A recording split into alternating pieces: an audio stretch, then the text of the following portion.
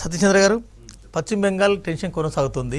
తమిళనాడులో అనూహ్యంగా సెకండ్ ప్లేస్లో ఉన్నారు టీవీకే విజయ్. సరే, ఆయన 2 చోట్ల పోటీ చేసినారు, 2 చోట్ల కూడా వెనుకంజలో ఉన్నట్టు కొంత వార్తలు వస్తున్నాయి. సరే, అది ఏ మేరకు వాస్తవం అనేది మరి సెకండ్ ట్రేడ్స్ల కల్లా మనకు వస్తుంది. పశ్చిమ బెంగాల్ వెళ్ళండి. పశ్చిమ బెంగాల్లో 101, 103, టీఎంసీ 102, బీజేపీ 113. ఒక 10 మాత్రమే తేడా కనిపిస్తుంది. అంటే నిజానికి అదే మీకు చెప్పా కదా, హెవీ టర్న్అవుట్ జరిగింది, పోలింగ్ ఎక్కువ జరిగింది. అంటే 2 పక్షాలు కూడా చాలా ప్రతిష్టాత్మకంగా తీసుకుని ఎవరి ఓట్లయితే మిగిలి ఉన్నాయో, అంటే ఎవరైతే పోలేదో వాళ్ళందరి చేత ఓటు వేయించుకునేటువంటి పరిస్థితి కనిపించింది. అంటే BJP is also performing well, అందులో సందేహమే మాత్రం లేదు. కానీ తృణమూల్ కాంగ్రెస్ ఒక 4వసారి కూడా గెలవడానికి ఇంత గట్టి పోటీ, ఇంత గట్టి స్ట్రాంగ్గా నిలబడిందంటే కూడా చాలా విశేషం అనమాట. ఎక్కడ కూడా ఆల్మోస్ట్ మీరు బాగా వెనకబడిపోయినట్టు లేదు. కానీ తమిళనాడుకు మీరు చూసుకునేటప్పటికీ మీరు సెకండ్ ప్లేస్ అంటున్నారు, కానీ వాటి సీట్స్ చూస్తే డిఎంకేలు వచ్చిన దాంట్లో సగం మాత్రమే వస్తున్నాయి జతగా చూస్తే. సో 30 ఉంటే 15 అట్లా ఉంటున్నాయి అనమాట డిఎంకే మిగిలిన టీవీకే కూడా. కాబట్టి ఏంటంటే మనం ఎవరు కీలక పాత్ర వహిస్తారనేది పక్కన పెడితే, ప్రతిపక్ష స్థానాల్లో ఎవరు ఉంటారన్నది పక్కన పెడితే, డిఎంకే విజయ అవకాశాలు చాలా మెండుగా కనిపిస్తున్నాయి, స్పష్టంగా కనిపిస్తున్నాయి. డిఎంకే అవుతుంది, కానీ పొరపాటున అంటే సింగిల్ లార్జెస్ట్ పార్టీ అయ్యి ఒకవేళ 4-5 సీట్లు ఏమైనా తక్కువ అయితే ఏమవుతుంది, లేదా 10 సీట్లు తక్కువ అయితే ఏమవుతుంది, 20 సీట్లు తక్కువ అయితే ఏమవుతుంది అన్నది ఒక ప్రశ్న వచ్చేటప్పుడు ఏంటంటే, ఈ రెంటికి మధ్య టీవీకేకి ఏఐడిఎంకేకి మధ్య డిస్టెన్స్ తక్కువ ఉండాలి, చాలా తక్కువ ఉండాలి.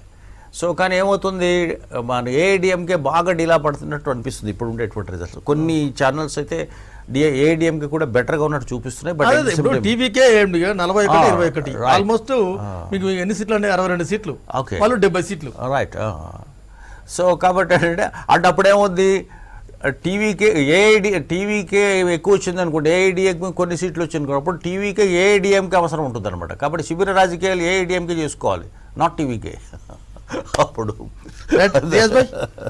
ట్రెండ్స్ ఏం చెప్తున్నాయి మనకు, పశ్చిమ బెంగాల్ ట్రెండ్స్ ఏం చెప్తున్నాయి, తమిళనాడు ట్రెండ్స్ ఏం చెప్తున్నాయి? తమిళనాడు విషయానికి వస్తే వెంకట్ గారు, మళ్ళీ ద్రవిడ పార్టీల మధ్యనే మన కాంపిటీషన్ కనబడుతూ ఉన్నది. అంటే ఏ బీజేపీనైతే ఏఐడిఎంకే ఏరుకోరు పిలిపించుకొని అమిత్ షా గారిని అట్లాగే మోడీ గారితో విపరీతమైన ర్యాలీలు చేసిందో ఆ ఫలితం ఎక్కడా కనిపించట్లేదు. ఇక్కడ డిఎంకేకు సంబంధించిన యాంటీ ఇన్కంబెన్సీ ఓట్లు ఏమైనా 1-2 ఉంటే అవి బేసికల్గా ఎటువైపోతున్నాయంటే మనకు విజయం అయిపోతూ ఉన్నాయి. అంటే ఓవరాల్గా మనకు కనిపిస్తున్న పిక్చర్ ఏంటంటే, డిఎంకే చాలా కంఫర్టబుల్గా ప్రభుత్వాన్ని నిలబెడతా ఉన్నది. తన భాగస్వామ్య పక్షాలతో ర్యాలీ చేయడం, తన భాగస్వామ్య పక్షాలను కలుపుకొని వెళ్ళడంలో డిఎంకే సక్సెస్ అయింది. అంటే మనకి ఇప్పుడు ఇండికేషన్ ఏంటంటే, టీవీకే సీట్లను పెంచుకున్నా కూడా, ఓట్ల శాతాన్ని పెంచుకున్నా కూడా పవర్లోకి వచ్చే అవకాశం మాత్రం కనిపించట్లేదు. ఇక తమిళనాడు మనకి బెంగాల్ విషయానికి వస్తే ఏమైందంటే, నేను ఇంతకుముందు చాలా క్లియర్ చెప్పాను, నార్థన్ బెంగాల్కు సంబంధించిన సీట్ల కౌంటింగ్కి సంబంధించిన రిజల్ట్ వచ్చినప్పుడు బీజేపీ అహెడ్ కనబడుతూ ఉన్నది. సదరన్ బెంగాల్కి వచ్చిన సీట్ల కౌంటింగ్ వచ్చినప్పుడు మనకు తృణమూల్ కాంగ్రెస్ కనబడుతూ ఉన్నది. కాబట్టి వన్ సైడ్ ఓటింగ్ అనేది లేదు. మనం చివరి వరకు అంటే దాదాపుగా ఒక స్పష్టత 250 సీట్ల వరకు కౌంటింగ్లోకి వచ్చిన తర్వాత స్పష్టత ఏర్పడే అవకాశం ఉంది. కాబట్టి బెంగాల్లో ఏం జరగబోతుందనే విషయం మీద మనం ప్రిడిక్ట్ చేయడం సాధ్యం కాదు. కానీ అదే విషయంలో ఒక విషయాన్ని మాత్రం మనం మమతా బెనర్జీని అభినందించాలి. భారతీయ జనతా పార్టీ తన సామ దాన భేద దండోపాలు ఉపయోగించింది, ఈసీని ముందర పెట్టుకొని గెలిపించే ప్రయత్నం చేసిందనే మమత ఆరో అంశాలు అవుతున్నాయో దాని రిజల్ట్ రూపంలో కూడా మనకు కనిపించే అవకాశం ఉంది. అట్లాగే మమతా బెనర్జీ మిత్రపక్షాలను ఏర్పాటు చేసుకోవడం కానీ, కలుపుకొని పొడి చేయడంలో కానీ ఆమె వైఫల్యం చెందింది, ఏకపక్షంగా పోయే ప్రయత్నం చేసింది. ఏదేమైనా కూడా బెంగాల్ విషయానికి సంబంధించి ఇంకొక 60 నిమిషాలు గడిస్తే తప్ప దాని మీద ఒక స్పష్టత ఏర్పడే అవకాశం ఉండదు. అట్లాగే కేరళలో మనం ఊహించినట్టుగానే యూడిఎఫ్ మనం ఊహించిన దానికన్నా ఎక్కువ మెజార్టీని చూపెట్టే అవకాశం ఉంది. ఇంకొక 60 నిమిషాలు జరిగితే మనం కరెక్ట్గా ప్రిడిక్ట్ చేసే అవకాశం ఉంది. కాంగ్రెస్ పార్టీ పర్ఫార్మెన్స్ మొత్తం ఓవరాల్ ఎలక్షన్స్లో గతంతో పోలిస్తే మెరుగైన విషయాన్ని మాత్రం మేము స్పష్టంగా చెప్పే ప్రయత్నం చేస్తున్నాం.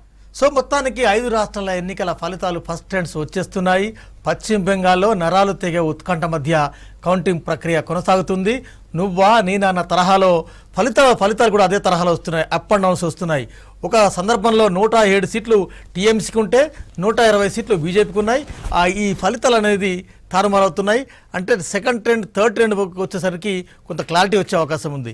ఇక తమిళనాట డిఎంకేకి సాలిడ్ మెజార్టీ వస్తున్నా టీఎంకే ఏడీఎంతో కొంత నష్టం వాటిల్లే ప్రమాదం తప్పడం లేదు. ఇక కేరళలో యూడీఎఫ్ ఆధిక్యత స్పష్టంగా కనబడుతుంది.